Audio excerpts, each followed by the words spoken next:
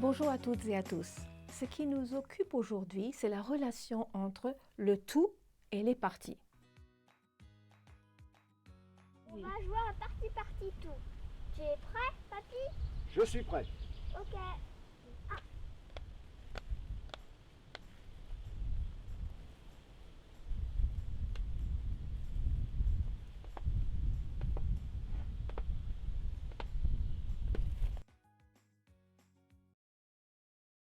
Est-ce que tu connais les doubles? Oui, je l'ai appris en CP. Très bien.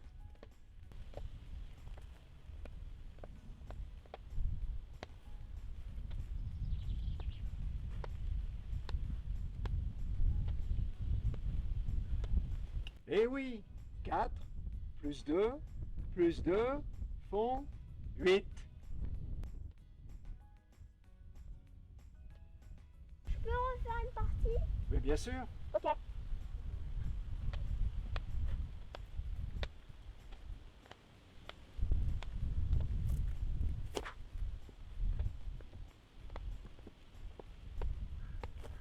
Attends.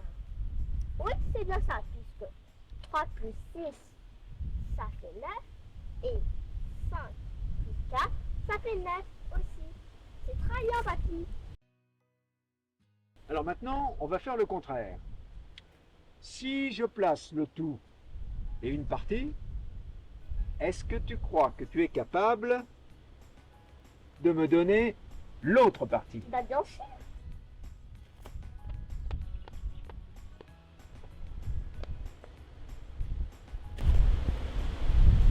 Je crois que je sais.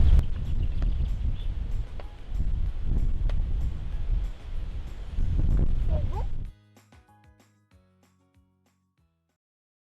Ce que vous venez de voir, vous pouvez le faire avec les tout petits, qui n'ont pas encore appris les écritures chiffrées des nombres. Prenons un exemple d'un tout simple, le nombre 5. On peut le décomposer de maintes façons, dont 3 et 2. On appelle 3 et 2 les parties. Et en recomposant, on retrouvera le tout, 5. Donc décomposer et recomposer sont des actions inverses. Si vous avez des petits-enfants, commencez par des exemples concrets et progressez vers l'abstrait. Donc une famille de 5 chiens peut être décomposée en 3 chiots et 2 adultes, le chien et la chienne. Ou un train de 5 cubes peut être décomposé en 2 trains de cubes plus courts, 3 et 2. C'est une représentation entre le concret et l'abstrait.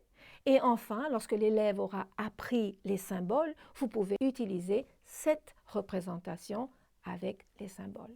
On ne commence pas par les nombres en écriture chiffrée, car les symboles ne sont pas porteurs de sens au début de l'apprentissage. Vous voyez comment la relation partie-tout conduit naturellement au calcul, addition et soustraction. À partir de la relation 5, 3, 2, vous pouvez en déduire 4 égalités. À gauche, vous avez 3 plus 2 égale 5 et 2 plus 3 égale 5. Et à droite, les soustractions qui correspondent et qui défont ce que l'addition fait. Alors, il est évident qu'il est plus facile de trouver le tout quand on connaît les deux parties, car il suffit d'additionner. Trouver la partie n'est pas toujours si simple. Les relations comme 3, 2, 5 ou 4, 4, 8 sont des relations additives. Et dans ma collection de manuels scolaires, j'ai choisi de traduire number bonds, lien entre les nombres, par l'expression famille de nombres. Donc voici les 3 familles du nombre 5. Donc chacune de ces familles génère 2 additions, n'est-ce pas? 0 plus 5 ou 5 plus 0 égale 5, etc. Et voici les 6 familles de 10, très importantes dans notre système décimal. Alors bien sûr, vous pouvez me dire, on peut décomposer tout nombre en plus de 2 parties, comme par exemple 10, qui peut être décomposé en 1 plus 2 plus 3 plus 4. Ça donne un bel escalier. Mais si déjà vous pouvez travailler sur toutes les familles de nombres, 5 jusqu'à 10 et même au-delà, jusqu'à 20 s'ils sont un peu plus grands, vous aurez fait énormément, car les enfants auront un grand avantage dans tous les calculs additifs qui suivront. Amusez-vous bien!